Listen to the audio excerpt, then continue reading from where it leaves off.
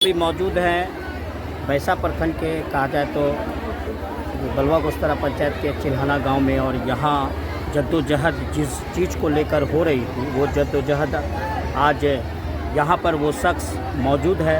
हालांकि उनकी रूह उनका शरीर आया है, लेकिन इनको लाने के लिए जो जद्दोजहद था पिछले कई दिनों से आप देख रहे थे सोशल मीडिया में, महफूज भाई लगातार अपडेट देते रह रहे थे। और आज जो यहाँ पर ये सब पहुँचा है, इस सब को लेकर के आज खुद हमारे बीच है महफूज भाई, तो बताएंगे कि क्या इस सब को लाने के लिए किस तरह का मतलब कैसी कैसी कोशिश आपकी करनी पड़ी और कैसे आखिरकार किन लोगों की मदौलत या किन लोगों की मदद से जो है ये पहुंचा है, बताएं। जी अस्सलाम वालेकुम।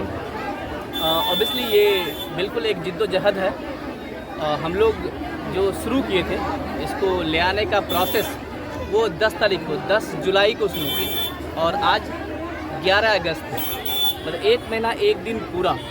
और इस 1 महीना 1 दिन में ऑलमोस्ट जो काम हुआ, बीच बीच में मैं अपडेट भी दे रहा था आप लोगों को ताकि लोगों को लगे कि क्या काम हो रहा है। तो सबसे पहला जो काम था कि वो डेथ सर्टिफिकेट लेना, सबसे पहला वर्क जो हम लोग को 11 तारीख को ही मिल गया था। और फिर वहाँ के बाद इंडियन एम्बेसी में मेरे एक दोस्त थे हैदराबाद के, तो उन्होंने वहाँ से बहुत जल्दी मतलब 1 दिन के अंदर हम लोग को इंडियन एम्बेसी से एनओसी दे दिया, जो कि 12 तारीख को हम लोग को एनओसी मिल रही है जी।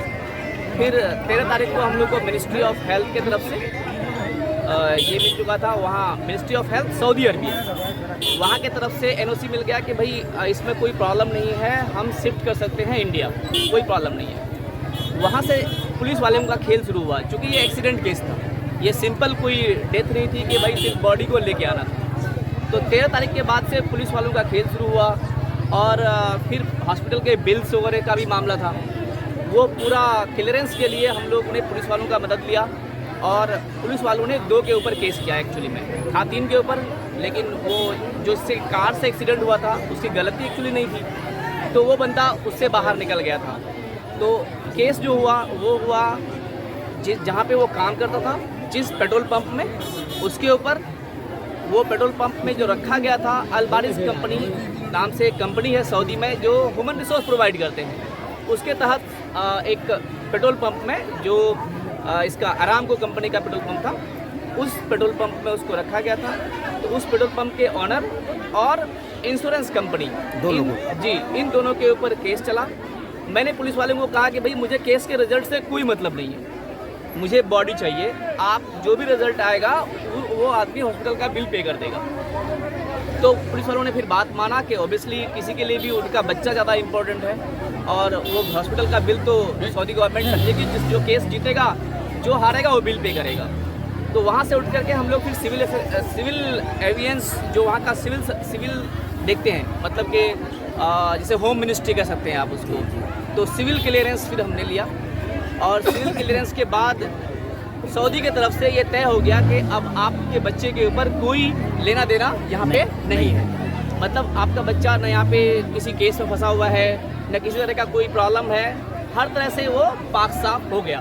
तो ये क्लियरेंस लगभग हमें मिला 18 या 19 तारीख को। मेरी बात मानी और वो लोग इस पिछले मतलब के मंडे को, ये मंडे जो बीत गया, इस मंडे को मुझे दिल्ली के लिए क्लियरेंस दे दिया कि भाई आपकी बॉडी अब दिल्ली शिफ्ट होगी। और शाम में 6 बजे बॉडी दिल्ली एयरपोर्ट डिलीवर हो चुकी थी। और लगभग इमिग्रेशन का 7 से 8 घंटे का प्रोसेस रहता है, लेकिन नवीन भाई की मदद से ये हम लोग को सिर्फ 1 घंटे में, रात में आप लोग शायद यहाँ जे भी थे, बैठे हुए देखे होंगे, 1 घंटे में उन्होंने हमें क्लियरेंस दिया पूरा। और फिर वहाँ से बॉडी पार्सल हुई, शिफ्ट हुई इसमें क्या कहते हैं डोमेस्टिक एयरपोर्ट में। डोमेस्टिक एयरपोर्ट वाले ऑलमोस्ट जो है काफ़ी कोऑपरेटिव थे और उन्होंने उसी वक्त फिर दोबारा उसको ऊपर से पॉलीथीन पैकिंग वगैरह करके बॉडी जो है मॉर्निंग की सबसे पहली वाली फ़्लाइट जो इंडिगो की फ़्लाइट थी, जिसको हम लोग लगभग पिछले 15 दिन से ऑलरेडी बोल रखे थे कि भाई हमारी एक क्लास आएगी, तो उन्होंने काफ़ी कोऑपरेट करके मॉर्निंग की पहली फ़्लाइट से बागडोरा भेज दिया। और आपको ये बता दूं कि बागडोरा एयरपोर्ट में भी सिर्फ 20 मिनट लिया उन्होंने हमें बॉडी देने में। तो हर जगह से बहुत ही कोऑपरेशन मिला हम लोग को, सऊदी से लेके दिल्ली और बागडोरा तक। मैं इसमें सब लोगों का जो इस प्रोसेस में इन्वॉल्व था, सबका आभारी हूँ।